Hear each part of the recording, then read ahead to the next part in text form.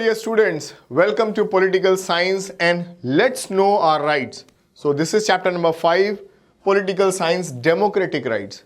As we always do, we try to crack the name of the chapter. Now very simple, democracy you've been knowing around across whole year now because this is the last chapter. Already you have learned in 8th grade, 7th grade ki what is democracy. So the focus is not there on what is democracy, the focus is on what is these fundamental rights. And what is this third element? The first two elements, as we know, is elections and institution. And they need to go together with the third most important element in democracy, and they are rights. Fundamental rights, democratic rights. देखिए जब भी word आएगा ना fundamental rights, understand these rights are the rights which are enjoyed by the citizen within the country, those who are born indigenous citizen, not the one who is traveling across, जो traveller है कहीं बाहर से आया, उस पे ये fundamental rights लागू नहीं होते हैं. So let's see what all rights do we have in our country. This is nothing new, all recap of what you have done, but in a very different way.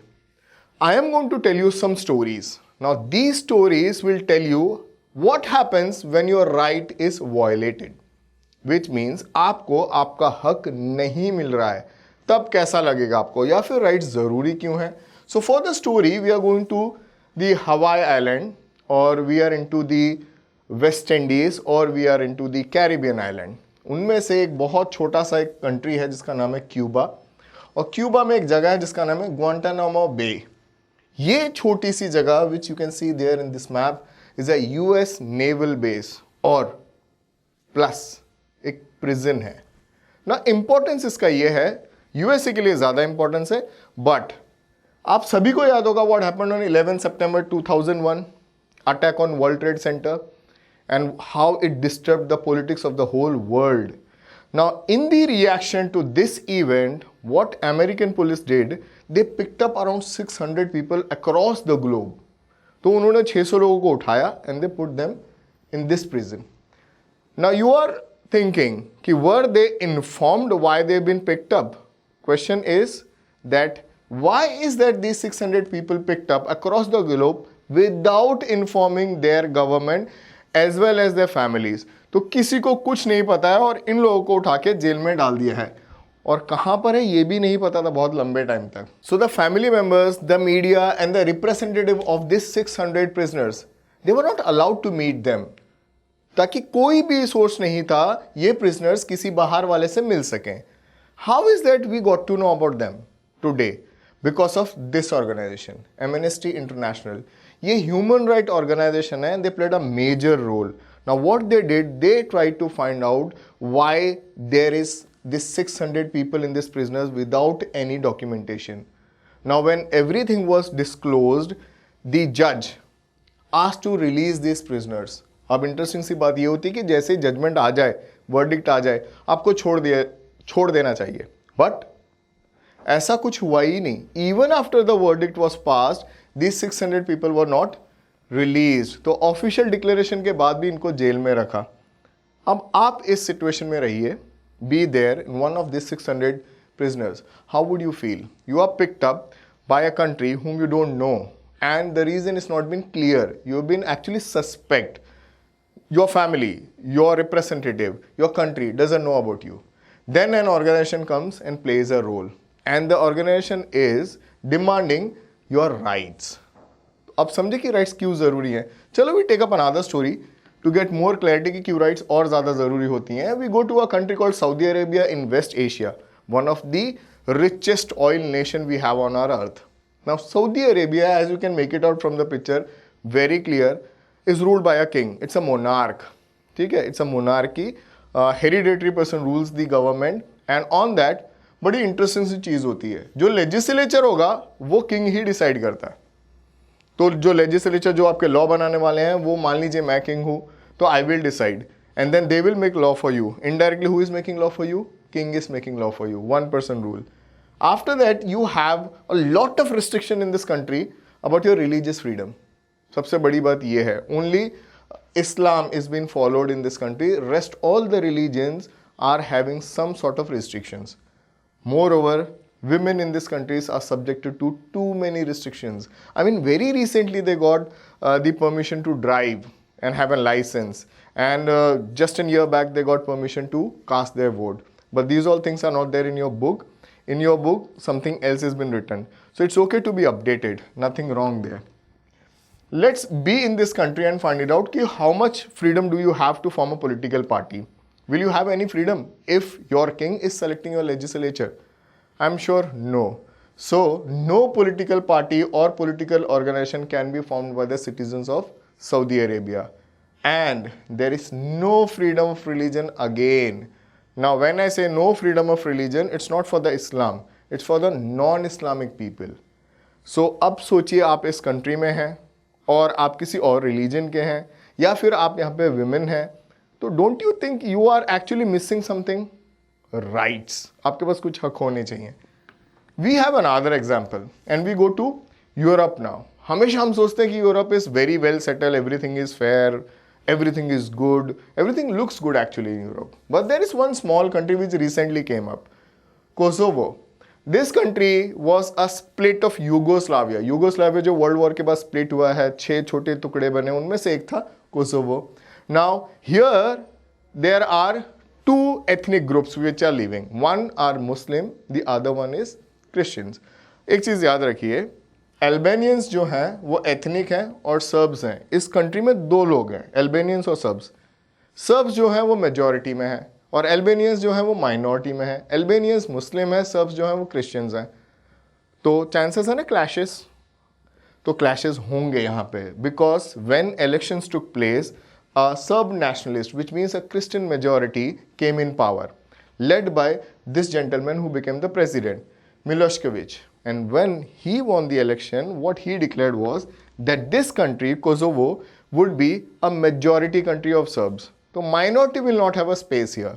Now when minority is not having space here, you have to come up with those plans to eradicate the minority. And how it is when a government who is supposed to protect you comes up with a plan to eliminate you. So literally he ordered the massacre, mass massacre of the minority. And who is doing that? Your military. अब आप सोचिए ना थोड़ी देर के लिए, come back to India, back home. अगर आपकी मिलिट्री, आपकी police who are there to protect us start coming, entering our house and killing us, कैसा लगेगा? तो ये होता है कि राइट्स होने क्यों ज़रूरी हैं. एक चीज़ और, सर्ब्स लीडर्स जो थे, they were very particular that minority need to be eliminated and the rest of the world should not get to know about it. क्योंकि आप बहुत बड़े पैमाने पे लोगों को मार रहे हो. And here is one small story which they talked about in your book. A 74-year-old lady, Batisa Hoxha, या फिर Hoja, because they are Muslims, so the names will be pronounced in this way. And a 77-year-old husband, Izet, they were just sitting in their room and they heard an explosion outside their gate. But before they could react, the military of this country, the Serbs, barged in and they shot dead the husband. तो सोचिए आप 74-77 year old लोगों को गोली मार रहे हैं, तो आपको कैसा होगा? आपके पास कोई सिक्योरिटी है ही नहीं इस कंट्री में रहने के लिए. Finally the international countries came and put pressure on this government and they actually captured Milosevic and tried him under the International Court of Justice for crime, and he was punished after that, and then the peace came in this country. But it's not about peace, it's about how these minorities felt. Did they had rights and why they should have rights? We are going to know more about what are rights and what all rights do we have in our country. So for that, wait for a moment. By the time, keep revising this and keep smiling. Thank you. Hello, welcome back to the democratic rights. So we'll continue our rights. Let's have the definition. Already we have seen what happens when you don't have rights. Now we are going to learn about what are rights and why do you need rights. So पहला चीज what we are going to discuss here is just कि what exactly is the rights. Now right ये वो correction वाला right नहीं है जो हमारे टेक्स्ट बुक में होता है या फिर आंसर की में होता है आपका. So let's see. It's a claim of a person. That means it can be you or me. We are claiming over any other fellow being. आप अपने classmates पे or the other fellow citizen in our country. We are claiming over them and the society and over the government. तो एक example लेते हैं. So I claim Taj Mahal is mine. आप you must be wondering कि sir पागल हो गए हैं कि ताजमहल इनका कैसे हो सकता है. तो I'm just claiming. I'm claiming over the government. I'm claiming over the society and I'm claiming over the fellow being. आप लोगों पे और बाकी सब पे. But then क्या ये right होगा? Keep in your mind. then we'll have the answer. A right is possible when you make a claim that is equally possible for others. आपसे भी possible है ना? You can also stand up and say कि Taj Mahal is mine. चलो, keep that in mind. We go ahead. You cannot have a right that harms or hurts the other. Now, what I have demanded and what you have demanded कि Taj Mahal is mine और Taj Mahal is yours, is not going to harm anyone. The claim we make should be reasonable. हाँ, बस यहाँ पे question mark. Is it reasonable कि Taj Mahal is mine or Parliament building is mine or any other national monument is mine? Is it reasonable? That's the question. Now we go ahead. They should be such that can be made available to the others in an equal measure. I can only claim something as a right which is made available for the others and equally taken under consideration. जो मैं मांग रहा हूँ वो मांग सकता है क्या, और जो मुझे मिलेगा वो उसे भी मिल सकता है क्या? These are the rights. तो फाइनली हमारे ताजमहल वाले एग्जाम्पल को हम ध्यान में रखते हैं. And see, you can claim something that will not be a right.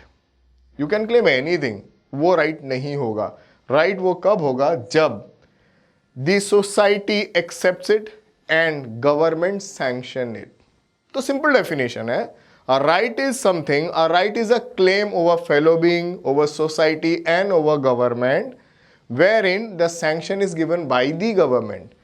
तो लॉ जो बनता है वो गवर्नमेंट से बनता है, और उन्होंने जब लॉ बना दिया तभी वो राइट होगा. बाकी आप कुछ भी क्लेम कीजिए, will not be a right. जैसे कि हमने कहा कि हम ताजमहल को मांगेंगे बट वो हमारा नहीं हो जाएगा. So like let's see what is right or what is wrong, what is recognized by the society as a right becomes the basis of the rights. एक चीज याद रखिए, what is right, what is wrong, what I am demanding is right or wrong. For me it is right, but for the people, for the government, is it right or is it wrong? तो वो जो सवाल उठते हैं ना कि ये जो मांग रहे हैं ये वो सही चीज मांग रहे हैं या गलत चीज मांग रहे हैं, ये सही है या गलत है, वो सारी चीजों को कंसीडर करते हो ना, तब जाके एक बेस बनता है राइट का.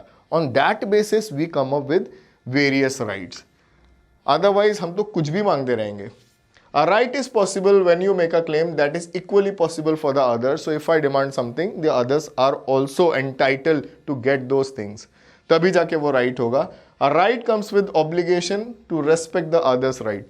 सबसे बड़ी चीज़ ये है कि जो चीज़ मुझे पसंद है वो उसे भी पसंद है, जो मुझे सही लगती है वो उसे भी सही लगती है, तो जो मेरे लिए गलत है वो उसके लिए भी गलत है. कई बार ऐसा होता है ना, वी टीज अदर्स और हमें बड़ा मज़ा आता है, बट देन समवन टीजेस अस, हमें बड़ा ख़राब लगता है. बस उसको राइट नहीं बोलते हैं.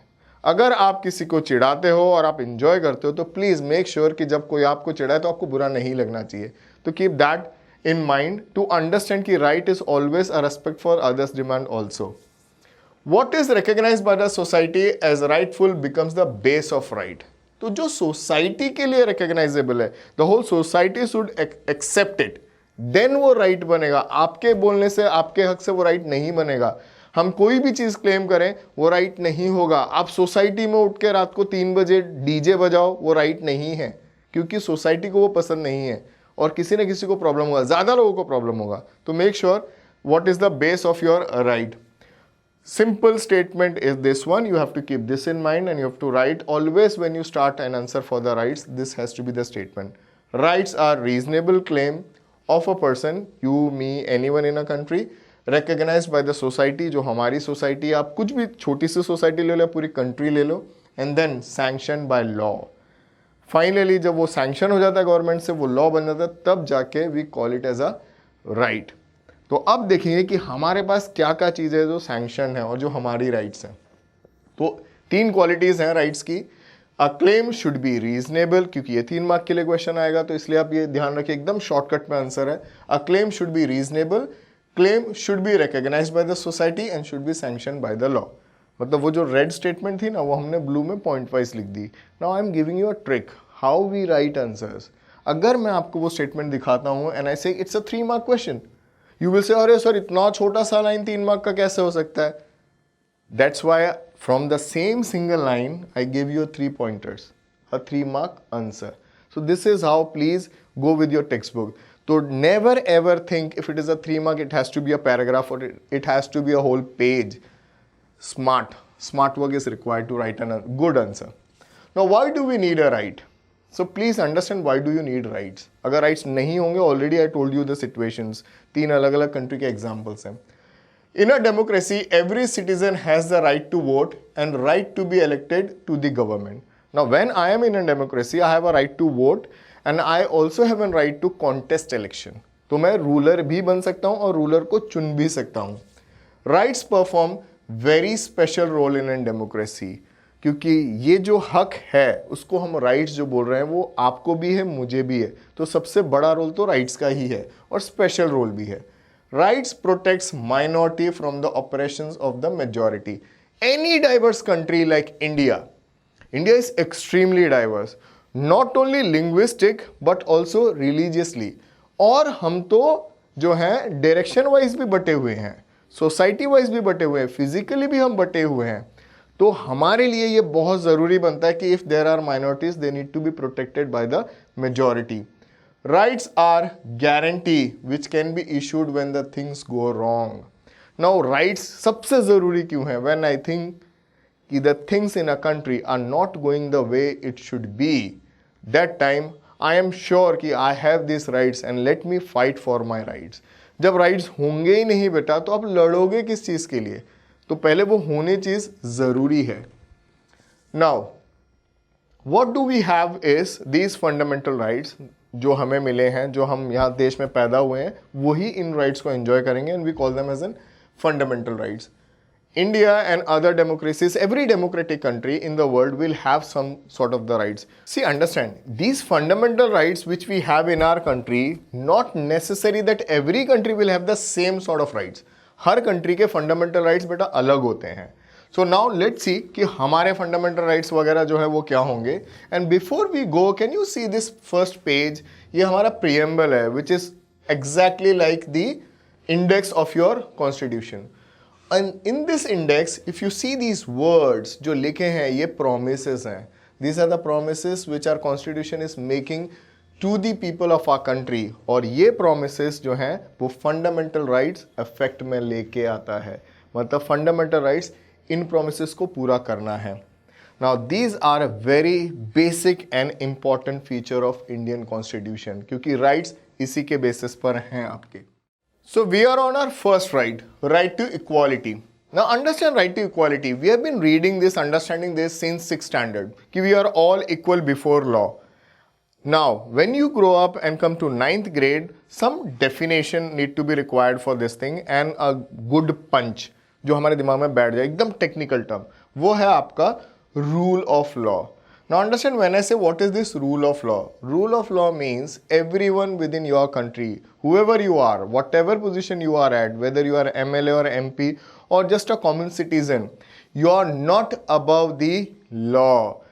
Everyone will have similar punishment for the similar crime committed. उसको हम कहते हैं rule of law. और अगर एक स्टेटमेंट और ऐड कर दें हम इसमें तो वो सिंपल सी है कि no person is above the law. तो ये पहली चीज़ है जो हमें अंडरस्टैंड करनी है राइट टू इक्वालिटी में. अब with in the same thing एक वर्ड है यहाँ पर जो बहुत बड़ा सा दिख रहा है, डिस्क्रिमिनेशन. ये चीज़ आप दिमाग में रखिए कि nobody in our country can be discriminated on the basis of age, caste, creed, gender, caste, religion, colour, region. कोई भी चीज़ के बेसिस पे आपको डिस्क्रिमिनेट नहीं कर सकते और कहीं भी नहीं कर सकते हैं. कहीं भी से मतलब है आप अगर जॉब पे जा रहे हो या फिर आप कोई एग्जामिनेशन दे रहे हो तो वहाँ पे कोई ऐसा नहीं होगा जहाँ पे आपको लीगली डिस्क्रिमिनेट किया जा सके. So as the definition says there can not be any distinction between a political leader, government official और एन ऑर्डिनरी सिटीजन. जैसे कि मैंने कहा whoever you are, common people or an elected MLA MP, we all are equal. So nobody will be discriminated. और इस चीज़ को पुख्ता करने के लिए, पक्का करने के लिए, स्टैम्प करने के लिए we came up with certain things जो कि आज़ादी के बाद बहुत इंपॉर्टेंस रखती थी. उनमें से सबसे इंपॉर्टेंट था this abolition of all the titles. You remember we used to carry this title, राजाओं के राजा, महाराजा, आदिराज, महाराजाओं के महाराजा, सम्राट, शहनशाहों के शहनशाह, all these things. But then वो राजाओं पर सूट होते थे. But post that era in early 18th century or 19th century we started getting certain titles from the British government जैसे कि खान बहादुर, राय साहब. तो ये राजा बहादुर, ये सारे टाइटल्स जो थे हमने एलिमिनेट कर दिए. ये बताने के लिए कि वो भी आपके जितने ही इक्वल हैं, कोई टाइटल की, एक्स्ट्रा टाइटल की कोई ज़रूरत है नहीं. People should be given equal opportunity to their skills. India में your weightage is considered on the basis of your calibre, not on the basis of what name or title or the position you are carrying. That is what law says, and we have to obey the law. State cannot discriminate against anyone in the matter of employment. आपने देखा होगा whenever there is a government job, they never say we are looking for this caste or this creed or this religion. वो ये simple से कि job पर भी हम इक्वालिटी ही रखते हैं. आप में अगर कैलिबर है, you belong to any caste, religion, gender and all, it doesn't matter. If you have the calibre, आप एग्जाम दीजिए, क्रैक कीजिए and you'll get the job. तो हम हर जगहों पर इक्वल हैं और इक्वालिटी रखते हैं. Government shall not discriminate against any citizen on the grounds of religion, race, caste, sex, place of birth. बात वही है घूम फिर कर कि किसी भी ग्राउंड के बेसिस पे हम आपको डिस्क्रिमिनेट नहीं करेंगे या नहीं करते हैं. ये हमारा पहला राइट है. अब हम आगे बढ़ते हैं और पता करते हैं कि इस राइट में और क्या क्या चीज़ें हैं. देखिए, आपने कई बार हिंदी पिक्चरें देखी होंगी जहाँ पे आपने देखा हो कि एक बोर्ड लगता था अंग्रेज़ों के वक्त कि dogs and Indians are not allowed. बहुत हर्ट करता था पढ़ने के लिए भी, और ये था फैक्ट. बट कभी आपने ऐसा बोर्ड इंडिया में आज देखा है कि चलो गुजरातीस आर नॉट अलाउड, या जैन्स आर नॉट अलाउड, या फिर Marathas are not allowed, Sikhs are not allowed? कहीं देखा ऐसा कुछ? नहीं. बस वही बताना चाहते हैं कि every citizen have the equal access to shops, restaurants, hotels, cinema halls and all. और एक चीज़, अगर आपके पास पैसे हैं तो आप ये सब खुद खोल सकते हैं. उसमें भी कोई स्पेशल परमिशन नहीं लगता है कि भाई सिर्फ इन्हीं लोगों को हम ये अपॉर्चुनिटी देंगे. तो हम इस चीज़ का ध्यान रखते हैं under this right. Now there shall be no restriction with regards of the use of wells, tanks, bathing ghats, roads, playing ground and public places. बस इस चीज़ पे इसलिए इतना फोकस किया गया है, ये पॉइंट दिया गया है, because you remember certain time in India before independence or before one law came, एक सेक्शन ऑफ सोसाइटी को हम एक्सट्रीमली डिस्क्रिमिनेट करते थे, जहां उन्हें पब्लिक वेल से पानी पीने नहीं दिया जाता था, मंदिरों में एंट्री नहीं मिलती थी. पर आज वो इक्वल हैं. तो यही राइट टू इक्वालिटी आपको समझाता है. इसीलिए हमने अनटचेबिलिटी को पनिशेबल ऑफेंस बना दिया है. ये क्राइम है इफ़ यू प्रैक्टिस अनटचेबिलिटी. इसीलिए तो इक्वालिटी कहते हैं ना. अब आपको क्लियर हो जाएगा कि हम रिजर्वेशन क्यों लाते हैं. रिजर्वेशन किसी को एक्स्ट्रा सपोर्ट नहीं है. रिजर्वेशन जो है वो टूल है लोगों को जो इक्वल लाने के लिए यूज़ किया जाता है. Right to freedom. Now this right is known as cluster of many rights, क्योंकि इसमें बहुत सारी राइट्स हैं. राइट टू फ्रीडम तो है ही है, पर उसके अंदर इतनी सारी राइट्स हैं. I will explain you all of them. तो within right to freedom you will have freedom of speech and expression. You are free, entitled to express your views and give speeches on anything whatever is happening in your country. Now हमारे पास ये freedom of speech and expression है. मैं आपको एक छोटा सा example share करता हूँ. Recently I read somewhere that in Thailand one of the citizen commented on the king's dog, or he was imprisoned for that crime. आप जानते हैं ना बहुत सारी कंट्री में सेंसरशिप होती है, तो हमारे कंट्री में ऐसी सेंसरशिप नहीं है. आप जानते हो कि वहाँ पे राजा के कुत्ते के ऊपर कमेंट करने के वजह से उसे जेल हो गई. और इंडिया की क्या बात है, इंडिया में तो हम हमारे नेताओं को ही कुत्ता कहते हैं. That is the freedom of speech you have. But then remember one thing, अगर मैंने आपको फ्रीडम ऑफ स्पीच और एक्सप्रेशन दिया है, can you stand somewhere and start abusing me and talk bad about the government and only talk negative and only talk about dividing the society? You can not. उसे हम कहते हैं duty. तो हम नेताओं को कुत्ता बोलें वो जस्टिफाइड नहीं है. समझे? Now we move ahead and find out कि दूसरा चीज क्या है. Freedom of assembling peacefully. आप कहीं भी ग्रुप बनाइए, मिलिए, गार्डन में आइए, पब्लिक पार्क्स में आ जाइए, बीच किनारे आ जाइए, मिलिए, बैठिए, बातें कीजिए और घर जाइए. तो हमारे पास ये फ्रीडम है कि वी कैन असेंबल पीसफुली. एक वर्ड पे स्ट्रेस करूंगा, पीसफुली क्यों कहा. आप आ जाइए, बंदूकें लेके आइए, तलवारें लाइए, हॉकी स्टिक लाइए, स्टैंप लाइए और फिर मारने तोड़ने चालू कर दीजिए. इसका ऑपोजिट है. इसीलिए कह रहे हैं कि you can assemble but only peacefully. You can not just come and make a group and become a mob. समझे?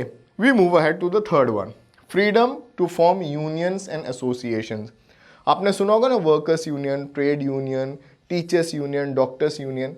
तो you can form the group and then you can raise your demand. जैसे pressure group जो हम बनाते हैं, वो pressure groups government को better काम करने के लिए हेल्प करती हैं. तो आप वो बनाइए ऑर्गेनाइजेशन और आप बिल्कुल फ्री हैं. ये Lions club, this club, that club, अपने मन मर्जी का जो अच्छा लगता है वो ऑर्गेनाइजेशन बना सकते हो, उतनी पॉलिटिकल पार्टी बना सकते हो और आप हमारे कंट्री के प्रोग्रेस में हाथ दे सकते हो, योगदान दे सकते हो. This is your right. Now freedom to move within the country. Now you are free to move across the country, within the country to any state. इस पे इतना स्ट्रेस इसलिए कर रहे हैं कि आपने कभी देखा है कि महाराष्ट्र से गुजरात जाने के लिए आपको वीज़ा लगता हो? नहीं लगता ना. बस वही कह रहे हैं ये कि you are free to move within the country. कहीं वीज़ा नहीं लगने वाला. हमारा देश है, जहाँ चाहिए हम उठ के जा सकते हैं. अब आगे बढ़ते हैं एंड फाइंड आउट कि अगली बारी राइट्स क्या है फ्रीडम के अंदर. Freedom to live in any part of country. हाँ, एक कंडीशन है. You can live in any part of country, बस शर्त आपके पास उतने पैसे होने चाहिए कि वहां की आप जमीन खरीद सको, घर बना सको और रह सको, बस. बाकी आप कहीं भी रह सकते हैं. कुछ समय पहले तक जम्मू एंड कश्मीर में आर्टिकल 370 था and as per that article you can not purchase land if you are an non Jammu Kashmirian. But then recently that article has been abolished. तो अब आपके पास ये भी मौका है कि आप उस जन्नत में घर ले सकते हो और रह सकते हो और कहीं भी, बस आपके पास पैसे होने चाहिए. दूसरी राइट, मतलब within right to freedom. Freedom to practice any profession. मान लीजिए I belong to an SC और ST category and my forefathers including my father use to work that undignified work which people call cleaning toilet. अब वो hereditary हो गया, तो am I supposed to clean the toilet if I'm educated? No. मैंने education acquire की है, आज मैं टीचर हूँ. मैं ज़्यादा एजुकेशन एक्वायर करता, मैं डॉक्टर भी बन सकता था या फिर इंजीनियर बन सकता था. I am not talking about कि क्या बन सकता था, but I am free to choose my profession. Not necessary कि मेरे डैडी ज्वेलर थे तो मुझे भी ज्वेलरी शॉप चलाना है. नॉट नेसेसरी कि मेरे घर वाले ऐसा काम करते तो मुझे भी वही करना है. I am free to do whatever I can do. एकदम इस चीज़ का फ्रीडम है. कोई रिस्ट्रिक्शन नहीं है कि आप बस यही प्रोफेशन कर सकते हो, आप इस रिलीजन के हो तो आप यही करोगे, इस कास्ट के हो तो यही करोगे. No, all these restrictions are not there and we have this freedom. One more thing, see you can live in any part of the country and you can travel across any part of the country, remember legally. ऐसे ही नहीं बिना ticket के train में चढ़ गए और enjoy कर रहे हो, पकड़ लेंगे. Keep that in mind. Fundamental rights हैं बेटा, तो फंडामेंटल ड्यूटीज भी हैं. ड्यूटीज आपको करनी होती हैं. राइट मैंने दे दिया है. कॉन्स्टिट्यूशन बोलता है या फिर रूल बोलता है कि यहां पर थूकना मना है, तो ये ड्यूटी मेरी होती है कि मैं उसे फॉलो करूं, ना कि मैं थूक थूक के उस चीज को ही मिटा दूं. So that is called fundamental duties which we need to do. And unfortunately in our country most of us fail on that part, fundamental duties का पार्ट पे. See, we move to the same right and have very interesting section there, and that is right to life and liberty. अगर statement कहूं मैं आपको तो no citizen can be denied his life and liberty. अगर आपसे सवाल किया जाए कि आपको जीने का हक है, आप कहोगे हाँ, तो सामने वाले को भी जीने का हक है. ऐसा तो नहीं कि मुझे राइट टू लाइफ है और मैंने छुरी उठाई और घुस दी दूसरे के पेट में. दैट इज नॉट अलाउड ना. Can you take anyone's life? No. But if I say yes we can, then you should be a government for that. अगर आप गवर्नमेंट हो तो आप दूसरे की लाइफ ले सकते हो, बट उसके लिए उसने कोई लॉ ब्रेक किया होना चाहिए और लॉ के हिसाब से वो पनिशेबल होगा, तो ही उसे डेथ पेनल्टी मिलेगी राइट टू लाइफ में. वरना हमें किसी को भी हक नहीं है किसी की भी जान लेने का. मैं आपको एक एग्जांपल देता हूं, पहले आप एग्जांपल समझ लीजिए and that you will understand all this part. Specially Hindi movies. तो यू रिमेंबर हिंदी मूवीज, अगर बहुत स्ट्रॉन्ग विलन है तो फिर पुलिस वाला आएगा और कहेगा कि मुझे आपको अरेस्ट करना है इस जुर्म में. फिर वो कहेगा वारंट लाए हो, वारंट दिखाएगा और अरेस्ट करके ले जाएगा. ये एक सीन है. तो वो ये बता रहे हैं in India no one can be arrested without being told why you been arrested, and without warrant I can not barge in your house and arrest you and pick you up and put you behind the bars. Legal procedures हैं, वो उस procedures की बात कर रहे हैं. पहली चीज हो गई कि चलो वारंट दिखा दीजिए, वारंट दिखा के ही मैं आपको अरेस्ट कर सकता हूं। फिर मैं आपको लाऊंगा पुलिस स्टेशन, मान लीजिए मैं वो पुलिस वाला हूं। पुलिस स्टेशन आने के बाद आपने देखा होगा कि विलन कहता है कि मैं कुछ भी नहीं कहूंगा जब तक मेरा वकील नहीं आएगा, और वकील आने के बाद कहता है कि आप कुछ नहीं कहना जब तक मैं आपको कुछ ना कहूं। इन शॉर्ट वो ये बोलना चाह रहे हैं, if you are arrested then you have right to defend yourself. आपके पास डिफेंस की राइट्स हैं और वो आप अपने लॉयर के थ्रू कर सकते हैं, तो आपको आपका वकील बचाएगा या फिर गाइड करेगा। नाउ तीसरी इंपॉर्टेंट चीज, कभी कभार ऐसा होता है कि फाइनली मूवी के एंड में हीरो डिसाइड करता है, पुलिस वाला है, हाँ हीरो हमारा, वो डिसाइड करता है कि विलन को मैं फ्राइडे के दिन अरेस्ट करूंगा शाम को, सो दैट मैं उसे 2 दिन तक जेल में रख सकूं, सैटरडे और संडे। ना कि ये हॉलीडे होता है बट एक्चुअली एक लॉ है। No citizen in our country can be kept in prison more than 24 hours. Within 24 hours of your arrest, I have to present you before the magistrate. और उसके बाद ही आगे की प्रोसीजर्स होंगी। तो please remember, in India we have this right to life and liberty, where in जो police है वो अपनी मनमानी नहीं कर सकती है। आपके पास हर एक हक है। और आप ये भी जान लीजिए कि if I am going to arrest a women then I need to have a women police officer with me. And बच्चों को और औरतों को शाम को 7 बजे के बाद अरेस्ट नहीं कर सकते हैं। These are some laws and which comes under your right to freedom. Now there are many more rights. Wait for them. Before that, you revise all these rights. Keep smiling. I am coming back soon. Hello students, welcome back to Constitutional Right. और अभी हमने कुछ rights पढ़ी हैं। In short हमने 2 ही right पढ़ी हैं, right to equality and right to freedom, but वो बहुत ज़्यादा हैं। अब आगे बढ़ते हैं और बहुत इंपॉर्टेंट राइट पे आते हैं, राइट अगेंस्ट एक्सप्लॉयटेशन। सबसे पहले आपको एक इंटरेस्टिंग सी चीज़ बताता हूँ, जब भी हम राइट्स पढ़ेंगे ना बेटा, तो आपकी सारी राइट्स होंगी right to freedom, right to equality, right to freedom of religion, सब टू होता है। हम इतने टू में खो जाते हैं कि when we write rights we write right to exploitation. Absolute big blunder. हम किसी को एक्सप्लॉइट नहीं कर सकते हैं, इसलिए है राइट अगेंस्ट एक्सप्लॉयटेशन। अगर आपका एक्सप्लॉयटेशन हो रहा है तो उसके हक में आपको आपकी आवाज उठानी चाहिए। This is what the right is. Every citizen has right not to be exploited. Now when I say exploited, आप एक सिंपल सी चीज याद रखिए, abuse और overuse of anything is called exploitation. अब खास करके within this right, we are talking about one major section and an important part that says that weaker section of society need to be protected against exploitation. तो weaker section हम जानते हैं पहले से कि कौन है और वो कैसे exploit होते हैं हम वो भी जानते हैं। तो law were made और the right was made just to protect this section of society and everyone else, क्योंकि कोई ना कोई कहीं ना कहीं बेटा वीकर ही है किसी ना किसी से। अगर हम कंपेयर करें, वी टॉक अबाउट ना कि हर शेर का एक सवा शेर होता है, तो हर एक आदमी का कुछ ना कुछ वीकर सेक्शन होता है या वो कहीं ना कहीं किसी से वीक पड़ता है। Like in India traffic in human being is prohibited. To be very honest, not in India, everywhere in the world this has been prohibited. जो खरीदारी होती है ना लोगों की, खास करके बेटा इस सेक्शन में जो ट्रैफिकिंग होती है इंडिया में वो होती है विमेंस की।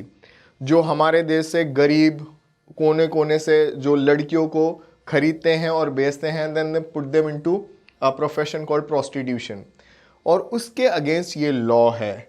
अपार्ट फ्रॉम दैट, एक वर्ड आपने जो हिस्ट्री में काफ़ी बार पढ़ा होगा, ये वाला वर्ड, ये मैं खास करके बोल इसलिए नहीं रहा हूँ क्योंकि जब भी लोग ये वर्ड पढ़ते हैं तो बेगर कहते हैं, but it's not beggar, it is begar.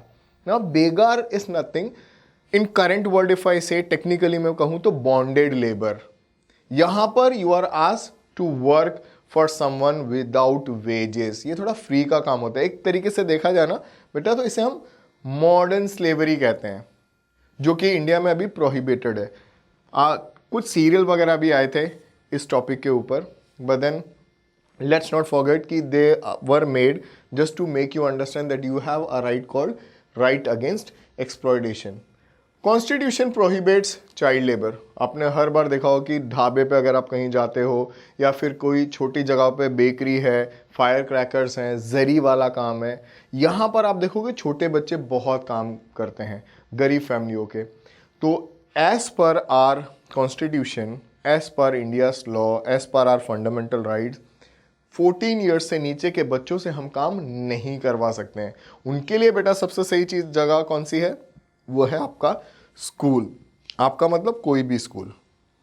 Now understand, they if you make them work then you will be punished, क्योंकि इनको बेटा राइट टू एजुकेशन है, और राइट टू एजुकेशन बोलता है कि till the age of 14 everyone in India should be given education. तो फिर ये दोनों राइट्स को आप ध्यान रखिएगा, सबसे इंपॉर्टेंट है ये। Within the right to exploitation आप एक और चीज का याद रखिए कि even your servants at your home can not be exploited beyond limit. वैसे तो कोई लिमिट होती ही नहीं एक्सप्लॉयटेशन की, जहां आप लाइन ड्रॉ करो वो एक्सप्लॉयटेशन है। आगे बढ़ते हैं एंड फाइंड आउट कि अगली राइट क्या है। Right to freedom of religion. एकदम सिंपली याद रखिए, विद इन आर कंट्री अगर हम किसी भी रिलीजन के हैं, we are free to express our religion without compelling other to convert into his religion. मैं बहुत फ्री हूं अपने रिलीजन के बारे में बात करने के लिए, प्रोपोगेट करने के लिए, प्रोफेस करने के लिए, टीच करने के लिए, but then there is an condition. I cannot force anyone, I cannot threat anyone to get the conversions. Conversions actually legal नहीं है। एंड इफ आई अग्री, अगर मैं अग्री करता हूं आपकी रिलीजन की आइडियोलॉजी से and I impressed with it, then I can get convert, but forcefully वो क्राइम है। In our country there is no discrimination on the basis of your religion. आप किसी भी रिलीजन के हो, आप इंडिया के सिटीजन हो और इक्वल हो। जैसे हमारी पहली राइट है, राइट टू इक्वालिटी। आप कुछ भी रहिए, किसी भी रिलीजन के रहिए, किसी भी कोने में रहिए, आपके अगेंस्ट डिस्क्रिमिनेशन नहीं होगा। इसीलिए हम यहाँ पे कह रहे हैं right to freedom of religion. आप अपनी रिलीजन को प्रोफेस कीजिए, प्रोपोगेट कीजिए, बट आप फोर्सफुली किसी को कन्वर्ट मत कीजिए। साथ ही साथ आपके साथ रिलीजन के बेसिस पे कहीं कोई भी डिस्क्रिमिनेशन नहीं होगा। बट इंडिया में एक और अच्छी चीज़ भी है, आप अपनी मर्जी से किसी भी रिलीजन में कन्वर्ट हो सकते हैं, उस पर भी कोई रिस्ट्रिक्शन नहीं है। तो अगर आप बहुत एक्सट्रीम लिबरल हैं तो जब ईद आए आप इस्लाम कन्वर्ट हो जाइए, इस्लाम कबूल कीजिए। जब क्रिसमस आए आप क्रिश्चियन बन जाइए, जब दिवाली आए आप हिंदू बन जाइए। बिल्कुल फ्रीडम है, आप कितने बार भी कन्वर्ट हो सकते हो किसी भी रिलीजन में बिना फोर्स के। अगर फोर्स किया तो वो क्राइम होगा, आपको नहीं, उन्हें अरेस्ट करेंगे जो आपको करवा रहे हैं। तो एक टर्म यूज करते हैं हम कॉन्स्टिट्यूशन में, प्रीएम्बल में भी यूज होती है, हर बार हम कहते हैं कि we are a secular state. Simply country India is not having any official religion. हमारी कंट्री का नाम एटलस में या किसी भी दुनिया के कोने में बुक में जब लिखा जाता है तब लिखा जाता है Republic of India. It is not like Republic of Islamic state of Pakistan. I am just comparing. Pakistan खुद कह रहा है कि वो एक इस्लामिक देश है और फिर वो रिपब्लिक है, बट इंडिया ऐसा नहीं है। Now we have freedom of religion, but then उसका मतलब क्या ये है कि आप कुछ भी कर सकते हो रिलीजन के नाम पे? नहीं, आप रिलीजन के नाम पे कुछ भी नहीं कर सकते हो। कुछ रिस्ट्रिक्शंस हैं। For example, we can not sacrifice animals और human being as offering to supernatural forces और गॉड्स। ये खास करके हमारी जो कंट्री है ना बहुत कल्चरल है, तो यहाँ पे तांत्रिक विधि और सुपरस्टिशन बहुत ज़्यादा था। और पहले नर बलि जिसे हम कहते हैं ह्यूमन सैक्रिफाइस, वो भी की जाती थी। उसको ध्यान में रखते हुए गवर्नमेंट ने जब आपकी right to freedom of religion बनाई तो इस चीज पर काफी फोकस किया कि unnecessary you can not have sacrifice of animal और ह्यूमन बीइंग। अननेसेसरी देखिए, ह्यूमन बीइंग का सैक्रिफाइस तो होता ही नहीं है या होना ही नहीं चाहिए। तो रिलीजन के नाम पे आप ये सब चीजें नहीं कर सकते हो। अगर आपने ऐसा कुछ किया तो भी आपको पनिश किया जाएगा और स्टेट इंटरफियर करेगा। नॉर्मली आपको हमेशा वो क्वेश्चन कहते हैं कि can state here means government interfere into your religion? If yes then justify. तो आपको रीजन देने पड़ते कि कब वो इंटरफियर कर सकते हैं। अगर हाँ है तो आंसर हाँ है। और इस वक्त कि कोई सेक्रीफाइस नहीं होना चाहिए, तब वो इंटरफियर करेंगे। वो मतलब स्टेट्स हैं। अब आते हैं अगली राइट पे, cultural and educational right. Cultural and educational right में बहुत छोटी सी चीज़ है कि देखिए, आप किसी भी कल्चर के हो within the country, you are free to have and follow your culture, you can profess also your culture. मैं अगर एक छोटी सी एग्जाम्पल दूँ आपको, तो like if I am in Gujarat and I like eating Gujarati जो मेरा कल्चर है, and if I like playing garba and staying in Delhi, तो ऐसा कोई रिस्ट्रिक्शन नहीं है कि मैं वहाँ गरबा नहीं कर सकता हूँ। If I am in south Indian and I like to wear dhoti, तो मैं अगर दिल्ली में हूँ, कलकत्ता में हूँ, तो भी मैं धोती पहन सकता हूँ।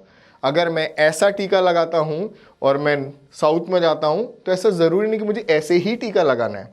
तो आपका जो कल्चर है आप वो प्रोफेस कीजिए, विद इन द कंट्री आप कहीं भी अलाउड है, कोई रिस्ट्रिक्शन नहीं है। साथ ही साथ to protect the cultural and minority right, government ने बहुत स्पेसिफिक इंस्टीट्यूशंस को गाइडेंस दी है कि देखिए, एजुकेशनल इंस्टीट्यूशंस में आपको या फिर टेम्पल, मॉस्क या कोई भी आपका रिलीजियस इंस्टीट्यूशन बनाना है तो आपको लैंड ग्रांट्स मिलते हैं गवर्नमेंट की तरफ से। और माइनॉरिटी के आपने देखा होगा कॉलेजेस भी होते हैं। आपको पूरा फ्रीडम दिया गया है कि आप अपने रिलीजन को, आप अपने कल्चर को प्रोटेक्ट कीजिए और उसे प्रोफेस कीजिए, और गवर्नमेंट से जो भी सपोर्ट मिलेगा कल्चर प्रोटेक्शन के लिए वो दिया जाएगा, and which is happening in India. किसी भी सेक्शन का जो सिटीजन है विद द डिस्टिंक्ट लैंग्वेज और culture has a right to conserve it, चाहे कितना ही छोटा आपका वो कल्चर क्यों ना हो। कुछ रिलीजन, कुछ लैंग्वेज बेटा इंडिया में ऐसी है ना जो बहुत ही कम नंबर में बची है, and government is protecting it. मैं आपको एक सिंपल सा एग्जांपल देता हूँ, रिसेंटली जो अभी हो रहा था। You remember a tribe in Andaman Nicobar, they are actually untouched by the world. वो आज भी नेकेड हैं, आज भी वो शिकार करते हैं और अपना खाना खाते हैं। They don't know what is happening in the outside world, and what government of India has done, they have restricted this area. अगर आप टूरिज्म में भी अंडमान एंड निकोबार जा रहे हो तो you are not allowed to interfere in their life, ताकि उनका कल्चर वो जैसे हैं जी रहे हैं उन्हें जीने दीजिए, they are happy with it. तो this is what our cultural and educational right is. Now, admission to any educational institution maintained by the government or receiving government aid cannot be denied to any citizen on the grounds of religion or language.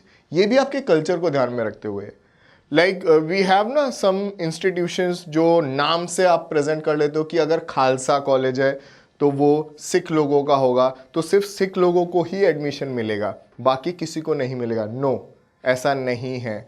Sindhi college अगर है तो सिर्फ सिंधियों को admission मिलेगा और बाकियों को नहीं मिलेगा, ऐसा भी नहीं है।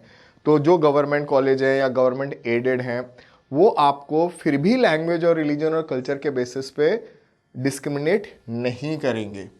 All minorities have right to establish and administrate their educational institution of the choice. As I said, Khalsa नाम जो है ना बेटा, वो जो है सिख लोगों की कॉलेज है, मैंने बनाई है, तो सिंधियों ने अपनी बना ली, तो साउथ इंडियन ने एक बना ली SIS, south Indian institute of educational society, ऐसे करके किसी ने अपने मारवाड़ी कॉलेज बना ली, किसी ने महेश्वरी कॉलेज बना ली। तो ये सारे छोटे छोटे समाज हैं, ये सब अपने इंस्टीट्यूशन बना सकते हैं, फ्री हैं आप अपने रिलीजन इंस्टीट्यूशंस बनाने के लिए, आपके लैंग्वेज के नाम पे, कल्चर के नाम पे इंस्टीट्यूशन चलाने के लिए। बस आपको डिस्क्रिमिनेट नहीं करना है, उस बेसिस पे ऐसा ना हो कि आप सिर्फ और सिर्फ अपने ही समाज के लोगों को ले रहे हो और बाकी लोगों को नहीं ले रहे हो, तो फिर वो डिस्क्रिमिनेशन हो जाएगा, इलीगल हो जाएगा। आगे बढ़ते हैं, और एक फाइनल राइट जो बहुत ही ज़रूरी है, right to constitutional remedies. Constitution आप जानते हैं, रेमेडीज होता है सोल्यूशन। तो सोल्यूशन किस चीज़ का? जब कोई प्रॉब्लम हो, प्रॉब्लम कहाँ हो? प्रॉब्लम हो आपके कॉन्स्टिट्यूशन में या फिर किसी भी दूसरी राइट में। कॉन्स्टिट्यूशन में कोई प्रॉब्लम नहीं है, किसी भी राइट को अगर डिनाई किया गया है तो उसको प्रोटेक्ट करने के लिए आपके पास कोई राइट होनी चाहिए, and that's why we have got this right, right to constitutional remedy. Amendment करते हैं ना हम constitution to keep it updated, क्योंकि in today's world everything is changing every day. So society has progressed a lot and that progress need to be seen in your constitution.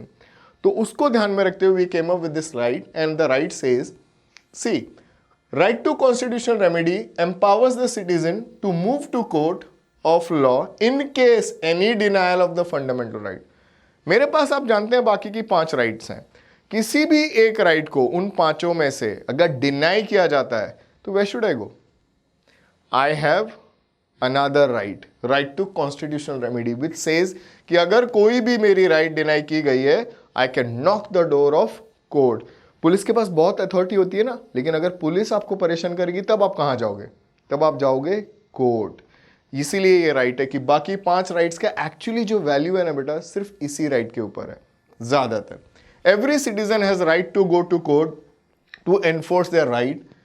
He can challenge any act of the government against his rights. अगर आपको लगता है कि आपकी कोई भी right जो है वो पूरी तरह से आपको नहीं मिल रही है और गवर्नमेंट उस राइट को नहीं दे पा रही है, you can knock the door of the court and then they will give you the solution. They will actually ask question to the government why this is happening. Court can issue orders to the government. Recently, we have seen like Supreme Court of India has asked Delhi government to let them know why they are unable to control this air pollution. तो आपका right to life है ना, और polluted अगर air होगा तो आप बिन बात के मरोगे। तो आपकी right to life को protect करने के लिए सुप्रीम कोर्ट ने ऑर्डर दिया गवर्नमेंट को कि बॉस बताइए आप कैसे इसे कंट्रोल करोगे। This is what this right is. And these orders, whenever they come up from the court, they are known as writs. ये टेक्निकल वर्ड है आपका जो आपको समझना है।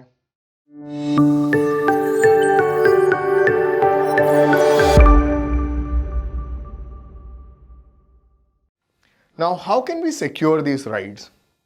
Look at this gentleman, Dr. B.R. Ambedkar, the one who gave you the constitution, the chairman of the drafting committee. See what he said. Once he said that right to constitutional remedy is the heart and soul of your constitution and of all your rights. Every importance stands only because of one right.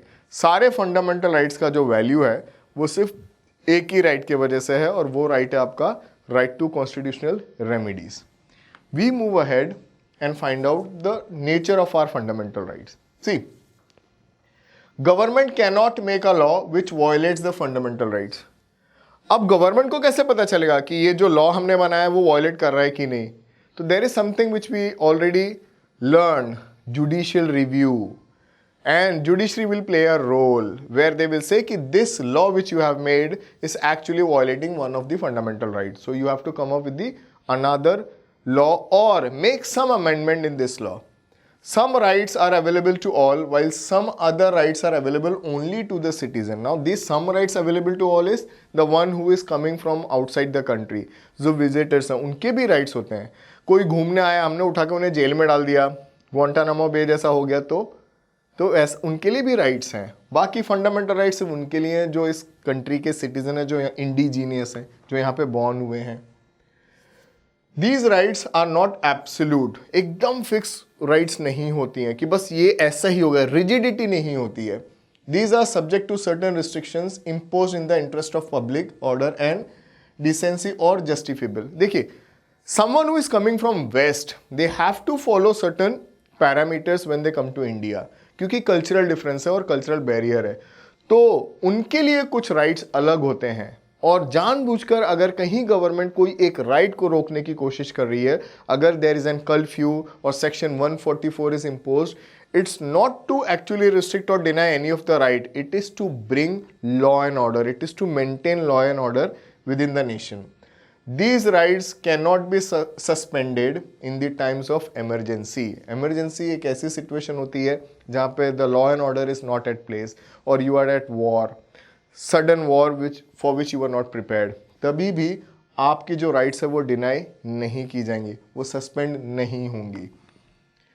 Now, how can we secure these rights or our rights? Fundamental rights are guaranteed against the action of the legislatures, the executive or any other authority.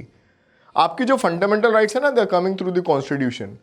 और उसके लिए no one body can restrict any of the right. Whether वो legislature हो या executive हो, ये लोग भी interfere नहीं कर सकते और बदलाव नहीं कर सकते हैं.